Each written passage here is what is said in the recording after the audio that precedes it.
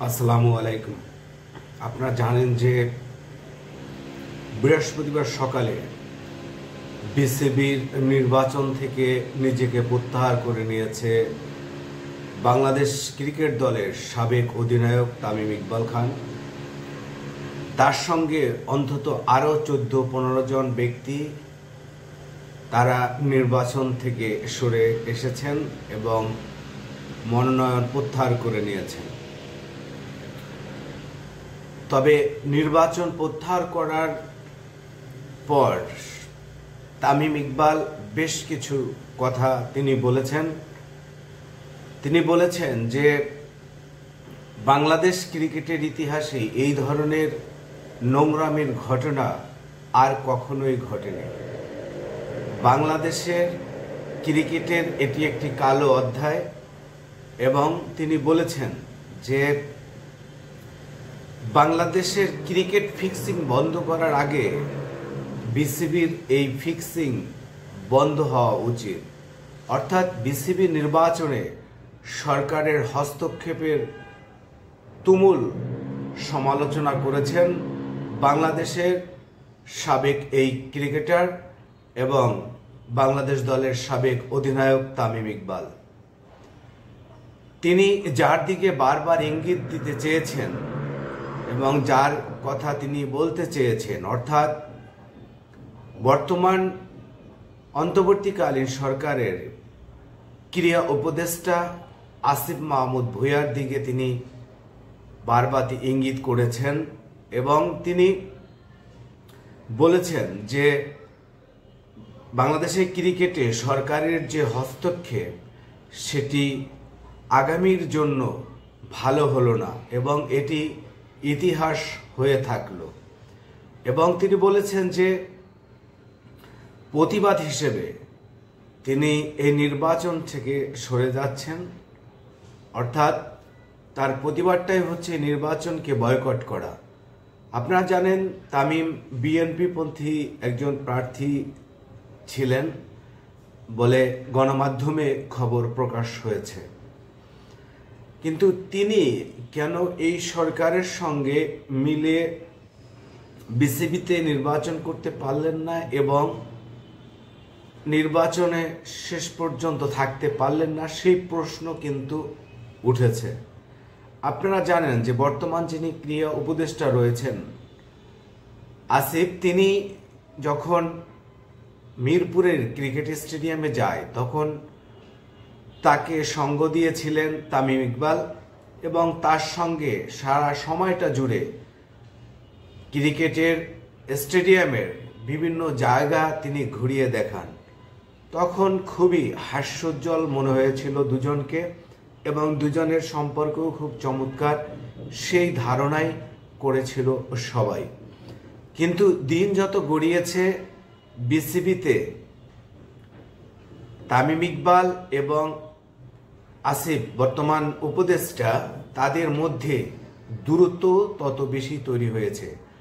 আমরা এর আগে দেখেছি আসিফ ভূঁইয়া তিনি তামিম ইকবালকে নিয়ে স্ট্যাটাস দিয়েছেন যে তার রাজনীতিতে আসা উচিত না, আর রাজনীতি বা জুয়ায় আসা উচিত না, এই ধরনের স্ট্যাটাস তিনি দিয়েছেন।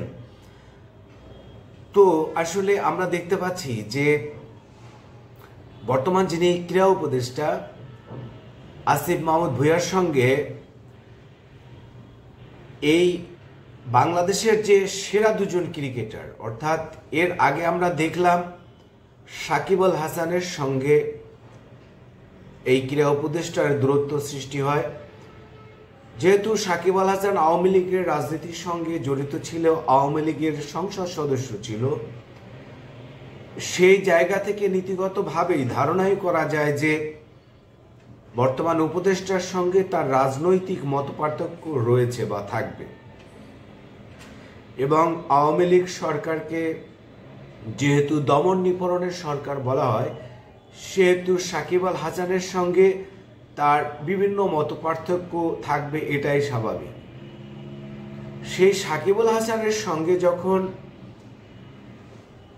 বর্তমান সরকারের দূরত্ব, তাকে খেলতে না দেওয়া, তাকে দেশে আসতে না দেওয়া, সেটি নিয়ে তার ক্রিকেটের পুনর্বাসন নিয়ে আপনারা সাম্প্রতিক সময় দেখেছেন যে সাকিব আল হাসান এবং বর্তমান ক্রীড়া উপদেষ্টার ফেসবুক স্ট্যাটাস, পাল্টা স্ট্যাটাস, সেটি এখন এক রকমের ওপেন হয়ে গেছে যে এখানে সাকিবকে খেলতে বা পুনর্বাসিত হতে দেওয়া হয়নি, সরকারের সেখানে হস্তক্ষেপ করেছে।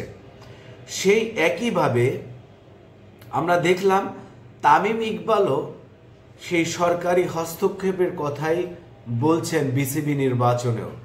অর্থাৎ বাংলাদেশের ক্রিকেটের সর্বকালের সেরা দুজন ক্রিকেটার এবং সাবেক অধিনায়ক তামিম ইকবাল এবং সাকিব আল হাসান, তারা তাদের ক্রিকেটের বিষয়ে যখন জড়িয়েছিলেন, তারা ক্রিকেট থেকে তাদের যে দূরে সরে যাওয়ার সেই বিষয়টিতে তারা সরকারকেই দায়ী করছেন।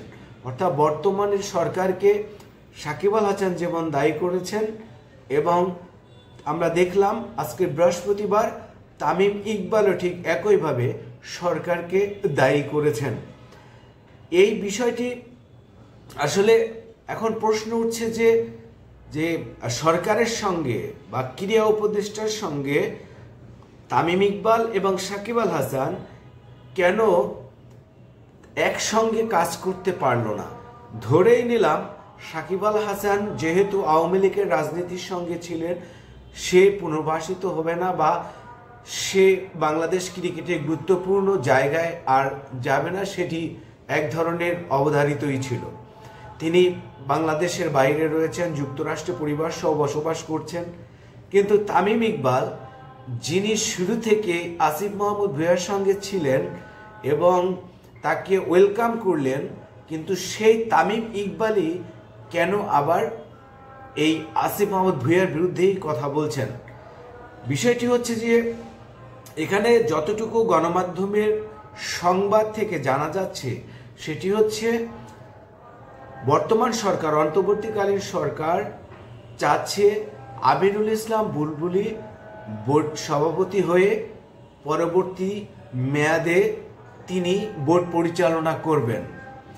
কিন্তু বিএনপি সহ অন্যান্য যে রাজনৈতিক দলগুলো রয়েছে তারাও এখানে কর্তৃত্ব করতে চায়, তাদেরও প্রতিনিধি পাঠাইতে চায়। আমরা অনানুষ্ঠানিকভাবে যতটুকু জানি যে তামিম ইকবাল ছিলেন বিএনপি পন্থী একজন প্রার্থী। সেই জায়গা থেকে আসলে দূরত্বটা তৈরি হয়েছে। অর্থাৎ সরকার চাচ্ছে, অর্থাৎ ক্রীড়া উপদেষ্টা আসিফ মাহমুদ ভুঁইয়া চাচ্ছেন আমিনুল ইসলাম বুলবুলকে এখানে বিসিবির সভাপতি হিসেবে দেখতে। অপরদিকে বিএনপি এবং রাজনৈতিক দলগুলো তারা চাচ্ছে যে তামিম ইকবালকে এখানে সভাপতি নির্বাচিত হয়ে তিনি বোর্ড পরিচালনা করুন। এই জায়গাটি থেকেই আসলে বিরোধের উৎপত্তি এবং সেই থেকে তামিম ইকবালের সঙ্গে আসিফ মাহমুদ ভুঁইয়ার এই বিরোধটা তৈরি হয়েছে। কিন্তু বাংলাদেশ ক্রিকেটের জন্য বা বাংলাদেশ সরকারের জন্য এবং বাংলাদেশের ক্রিকেট বোর্ডের জন্য এটি কিন্তু এক ধরনের অস্বস্তিকর পরিস্থিতি। বাংলাদেশের সর্বকালের সেরা দুজন ক্রিকেটারই হচ্ছেন সাকিব আল হাসান এবং তামিম ইকবাল। তাদের সঙ্গে যখন সরকারের দূরত্ব তৈরি হয় তখন সেটি জাতীয় এবং আন্তর্জাতিকভাবে বিভিন্ন বার্তা দেয়। এবং তামিম ইকবাল কিন্তু প্রকাশ্যেই বলেছেন গণমাধ্যমকে যে সরকার বিসিবি নির্বাচনে হস্তক্ষেপ করছেন এবং নোংরা পরিস্থিতির সৃষ্টি হয়েছে। তাহলে সেই বার্তা যদি আইসিসিতে যায় বা আন্তর্জাতিক যে সংস্থা রয়েছে ক্রিকেটের সেখানে যায়, তাহলে সেটি কিন্তু বাংলাদেশের জন্য এক ধরনের অস্বস্তিকর পরিস্থিতি, বাংলাদেশের ক্রিকেটের জন্য অস্বস্তিকর পরিস্থিতিতে পড়তে হবে এবং এই নির্বাচনও কিন্তু প্রশ্নবিদ্ধ হবে। কারণ আন্তর্জাতিকভাবে কিছু নিয়ম নীতি রয়েছে আইসিসির, যে বিসিবিতে সরকারের নাক গলানো কখনোই এটা আইসিসি মেনে নেয় না। সেটি যদি আনুষ্ঠানিকভাবে কেউ ঘোষণা দিয়ে থাকে বা আনুষ্ঠানিকভাবে যদি কমপ্লেন করে থাকে আইসিসিতে, তাছাড়া আইসিসির লোকজনও কিন্তু এর নির্বাচন পর্যবেক্ষণ করে, তাহলে সেটি কিন্তু বাংলাদেশের ক্রিকেটের জন্য আসলে ভালো হবে না। এবং যদি এরকমের ক্রিকেটারদের সঙ্গে সরকারের দূরত্ব তৈরি হতে থাকে, তাহলে ভবিষ্যতে বাংলাদেশ ক্রিকেটের নেতৃত্বের তৈরি হওয়ার জায়গায়ও কিন্তু অন্তরায় হবে। সরকার এবং ক্রিকেটার এবং বিসিবি প্রত্যেকেই সহযোগিতামূলক আচরণ না করলে বাংলাদেশের ক্রিকেটের ভবিষ্যৎ আসলেই কিন্তু খারাপ হবে। আজকের এই পর্যন্ত, সবাই ভালো থাকুন, আল্লাহ হাফেজ।